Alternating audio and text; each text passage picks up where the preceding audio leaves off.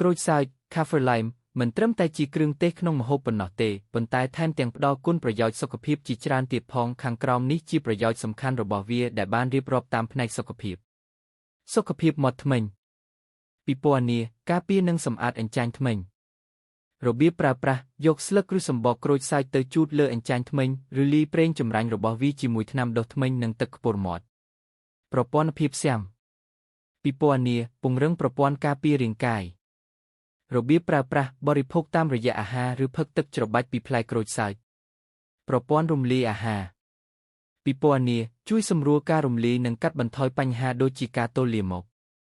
របៀបប្រើប្រាស់បន្ថែមក្រូចសើចក្នុងការធ្វើម្ហូបការកាត់បន្ថយការរលាកពិពណ៌នាបន្ថយអារម្មណ៍ឈឺនិងការហើមរបៀបប្រើប្រាស់ប្រើប្រេងឬទឹកក្រូចសើចឡាបលើកន្លែងឈឺឬការញ៉ាំតាមអាហារសក់និងស្បែកពិពណ៌នាជួយថែទាំស្បែកកាត់បន្ថយការជ្រុះសក់និងការកើតអង្គែរបៀបប្រើប្រាស់ប្រើប្រេងឬទឹកច្របាច់ពីផ្លែក្រូចសើចឡាបលើស្បែកក្បាលនិងសក់កាត់បន្ថយស្ត្រេសពិពណ៌នាជួយឲ្យស្ងប់ស្ងាត់និងគេងលក់បានល្អរបៀបប្រើប្រាស់ហិតក្លិនសំបកក្រូចសើចឬប្រើប្រេងចម្រាញ់ក្នុងការហិតក្លិនសម្អាតឈាមពិពណ៌នាជួយបន្សាបជាតិពុលនិងលាងសម្អាតខ្លាញ់ក្នុងឈាមរបៀបប្រើប្រាស់ផឹកទឹកច្របាច់ពីផ្លែក្រូចសើចលាយជាមួយទឹកសូដាឬទឹកឃ្មុំថ្នាំសម្លាប់សត្វល្អិតពិពណ៌នាជួយកាត់បន្ថយឱកាសត្រូវសត្វល្អិតខាំ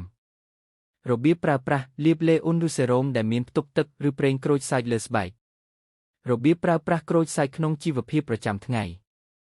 ក្នុងចាហួយស្លឹកក្រូចសើចគឺជាធាតុផ្សំដ៏សំខាន់ក្នុងម្ហូបខ្មែរជាច្រើនដូចជាសម្លម្ជូរក្រូចសើចនិងគ្រឿងការីថែទាំសម្រស់ប្រេងឬទឹកច្របាច់ពីក្រូចសើចអាចត្រូវបានលាយជាមួយផលិតផលថែទាំសក់និងស្បែកដើម្បីបង្កើនប្រសិទ្ធភាពភេសជ្ជៈសុខភាពទឹកច្របាច់ពីផ្លែក្រូចសើចអាចលាយជាមួយទឹកសូដាទឹកឃ្មុំឬទឹកកកដើម្បីធ្វើជាភេសជ្ជៈសម្រស់ស្បែកនិងលាងសម្អាតឈាម